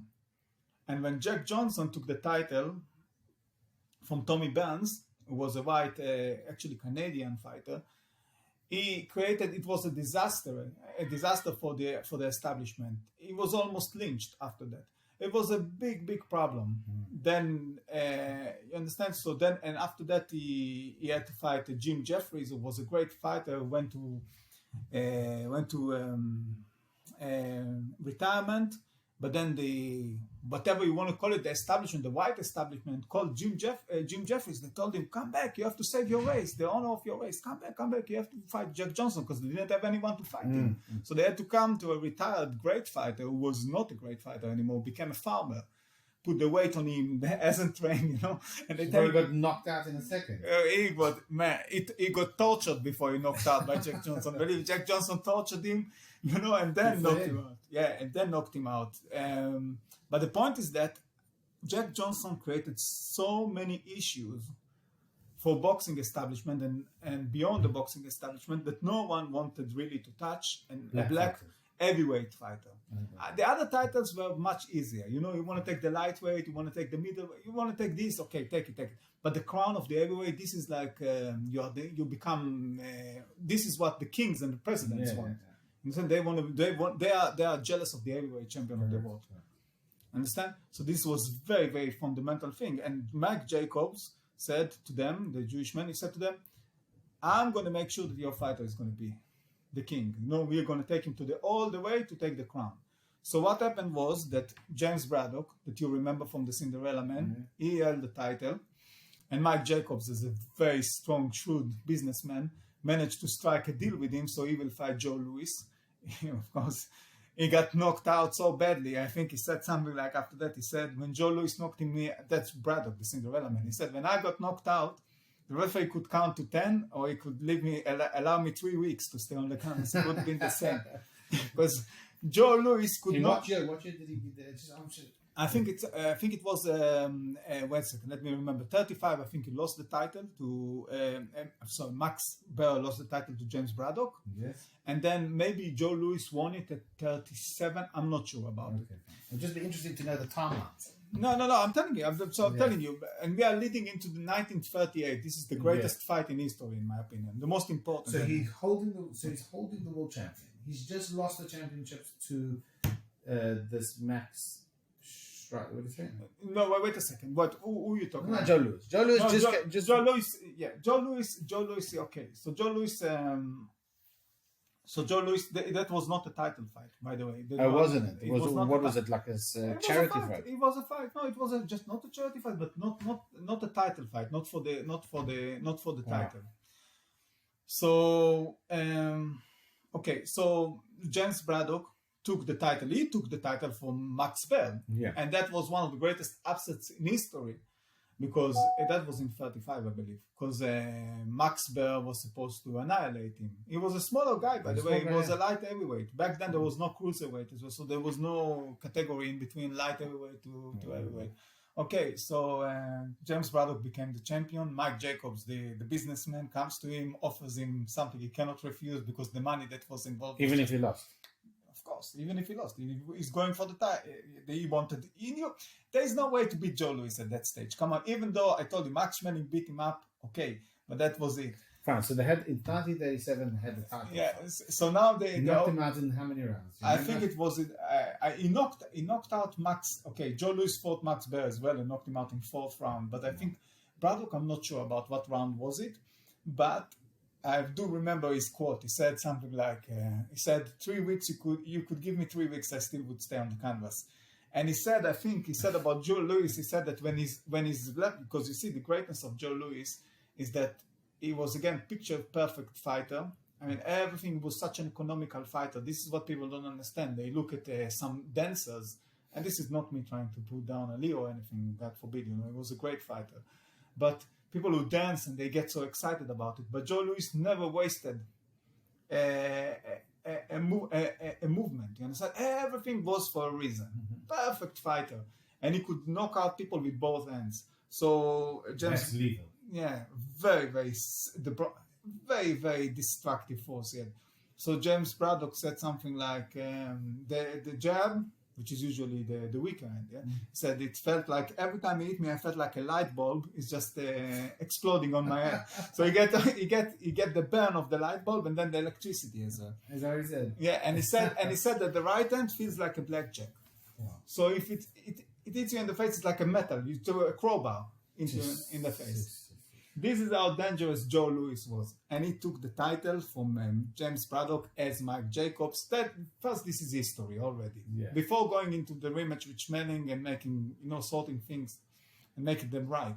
So this is already an history for you, a black heavyweight, which is for the first time in history is more or less acceptable. Yeah. I mean, it was not acceptable, but from there things became easier. You see. Let me just explain to you. From when? From when he beat the Nazi? No. James Braddock. Yeah. Oh, Let me explain to you something that you got to remember. This is how the door was opened. People look at Ali as someone who was so socially involved, especially trying to promote his people. But they have to understand, Ali had it so much easier for him. Not that it was easy. It was not easy. But he had the door open because of Joe Louis. Because after Joe Louis, you had who was the first guy again? Who was the first black guy? Jack Johnson. But I would credit to him. Also. Of course, no, but it was a different situation altogether, because Joe Louis actually legitimized the idea that now you can have a black person with a heavyweight championship. So after him, it was so then you had fighters like you had the amazing Jersey Joe Walcott, who was the oldest heavyweight champion of the world up till George Foreman took the title at 94. And then you had Ezra Charles, a great fighter. And you had Floyd Patterson, and you had Sonny Liston, and Ali came after these people. So you had enough black fighters now already holding the crowns to legitimize the idea. People can see it, and even if they disagree with that, they still this is part of their reality. So you better just make peace with that or not. But this is your reality. You have to accept it. But now going to the most important fight. So in 1938, this is the rematch between Max Schmeling and Joe Louis. And Max Schmeling comes to the state to fight against Joe Louis, and this is a bit before the war started. So Nazism is already, the war machine is ready. Yeah. So the Germans broadcasted the fight, and then when they went into the ring, and that you can definitely watch on YouTube, Joe Louis demolished Max Schmeling in 2 minutes and a bit. That's it. That's all he needed. Less than a round to destroy and send him to the hospital. It's not even about knocking out someone. He actually sent him to the hospital. I think he really damaged the man. He was so brutal. He just came with attack. But only Joe Louis could do something like that, because his technique was so superb and his punches so devastating that when he put you in a situation like that, you're gone. That's it. There is no way back from that. And Max Schmeling got absolutely destroyed, and that's it. Less than a round, and the Nazis apparently shut the broadcast. For sure, you understand? It's in propaganda.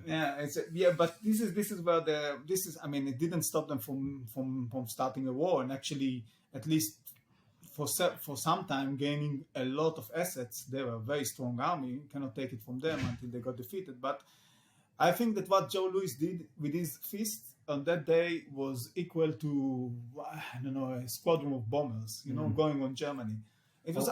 And what about in the Olympics also? What was that? Jesse Owens. Yeah, it was also.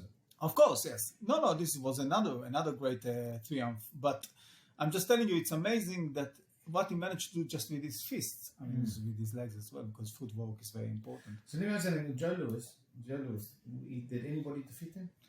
I told you he was defeated 3 times, but Max Schmeling was the only one to defeat him at his prime. What happened with Joe Louis, you have to understand, it's one of the greatest tragedies. Boxing is filled with tragedies.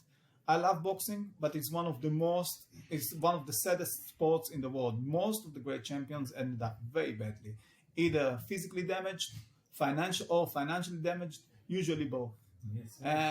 Terrible. Joe Louis is one of these unlucky people who, despite being the greatest, and for me, he is the greatest. I mean, you could take someone like Sugar Ray Robinson, the pound-for-pound king, and he's probably the greatest when it came to being a complete fighter. But when you talk about, for me, an heavyweight and a personality, that was Joe Louis. So what, he substance abuse? It's it's mostly about losing money. And then I'm just telling you that because you asked me who he lost to. So there were 3 fights that he lost, and one of them is at his prime. The other 2 he fought when he should not have fought. He doesn't have any money. Yeah, that was.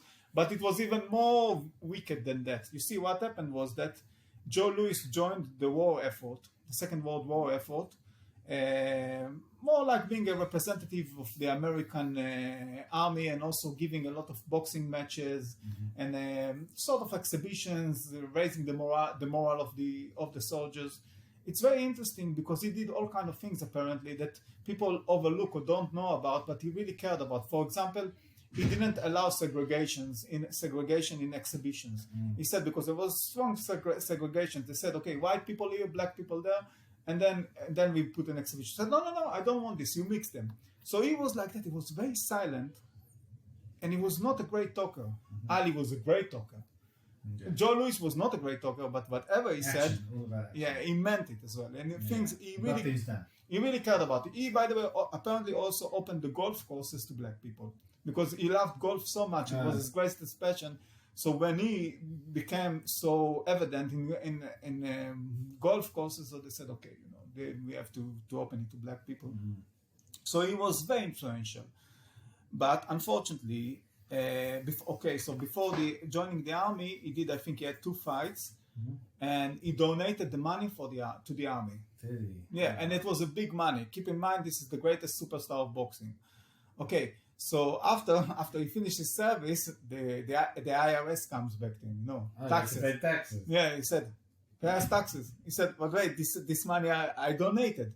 No, you have to pay taxes on that as well.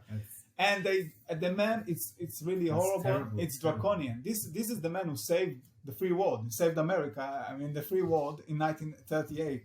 But now they wanted some taxes. Yeah, they didn't care about it even that much. He got absolutely grinded. Did they put him in prison?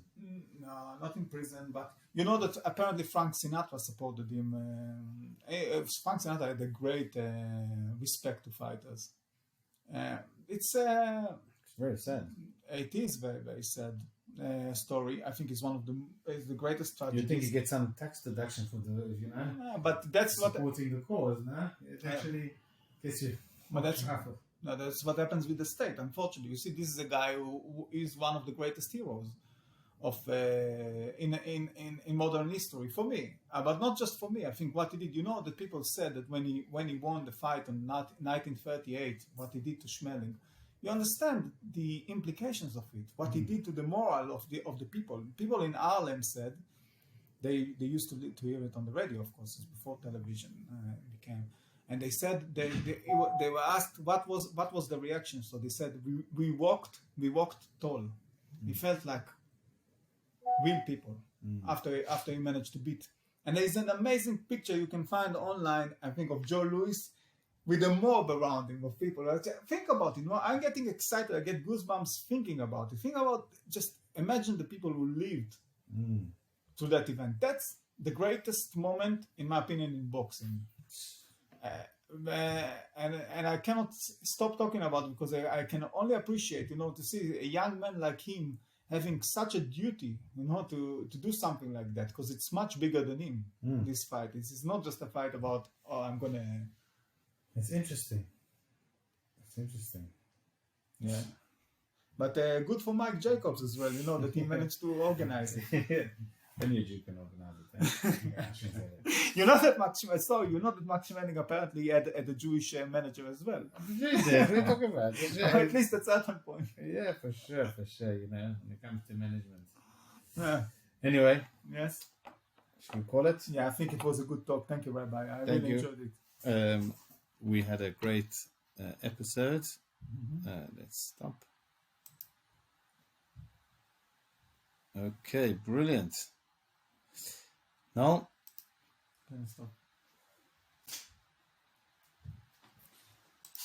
let me just run to the toilet. Wow. Amazing. It was good. Multifunctional recordings, and using multifunctional recording in order to get this, see all the different qualities and etc. Yeah, on how we're going to run things. Okay, so what's this, number 4? No, I had so many things to talk about. Have some cookies. No, I'm just listening. I'm listening to it. I'm going to save it. Chaim Topol for most people who are not Israelis. Just want to speak a bit about him, not because I'm an expert on his films, but I told you I watched him playing Galileo Galilei. I really liked it. It's from '75. Fantastic film which you can find on YouTube. It was a play on the theater, one of the best plays. And it was written, by the way, originally by Bertolt Brecht. If you heard about him, very famous playwright, German. But I can see that sharing a microphone, there's still some sense of distance from Yes, we're from going the kind of immediacy of having dramatic opinions and everything about microphones. it's just dramatic. But he took the story of Galileo Galilei, the great scientist, one of the most important modern scientists, and of course we know about his struggle and the conflict with it.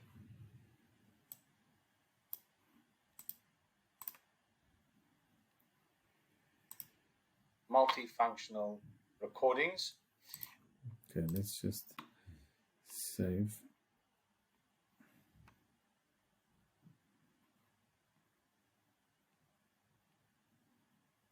Let me just select a view.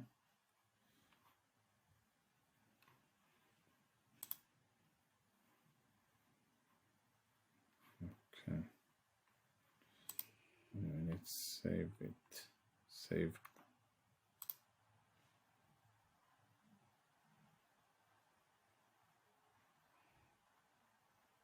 Oh.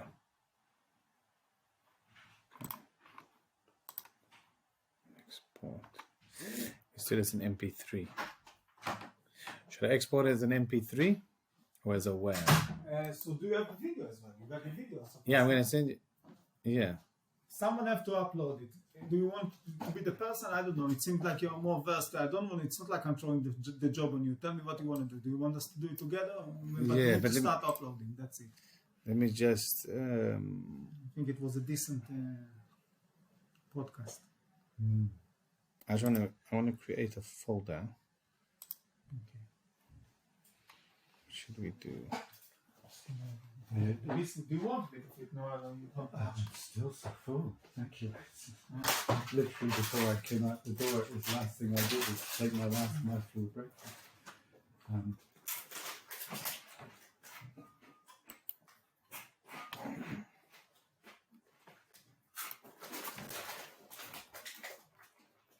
What do you think? I think it was incredible. I think creating a link which is so useful. Harlem was a ghetto. The slave people of America were ghettoized in one way or another. I'm not sure when I hear about Shtetl, is that right? Shtetl. And comparing it with a ghetto, is a ghetto where you are placed, and a shtetl is where you actually choose. But you choose out of necessity.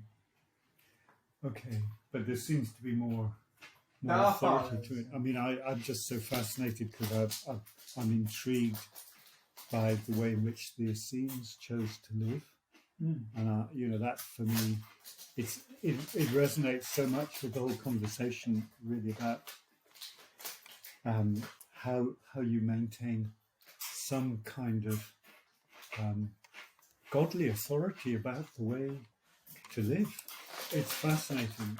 You cannot be merged with a population that don't hold to those views without constantly diluting the authority that gives you